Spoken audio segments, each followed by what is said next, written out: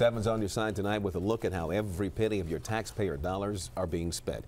As Mike Canine reports, a new website in Montgomery County reveals every expenditure. Which services are spending money? Spending Montgomery allows users to dive deep into the county's $5 billion operating budget, searching by the department, the expenditure, or the vendor.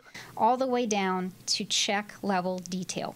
It's all there, with only some redactions because of privacy or public safety concerns. I just believe deeply that putting information out into the public arena makes organizations better, makes governments better. As county lawmakers look ahead to the fiscal year 2016 budget, they acknowledge this in-depth data could result in an advocacy tug-of-war between county-funded departments and programs. I think as long as we're all working from the facts, we can always have a good discussion. But when people make assertions about what might or might not be true, about how the county spends its money, that's when we start to have a more difficult time. Meanwhile, there's uncertainty about state-level funding for the county's schools and the Purple Line project, with Republican Governor Larry Hogan promising fiscal restraint and in some cases cuts. Could all of these expenditures be used against the county as it asks Annapolis for more money?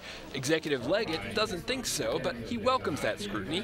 He also encouraged the state to adopt such fiscal transparency. There are very few governments that have opened themselves up as widely as Montgomery County has, so that scrutiny is something that we welcome.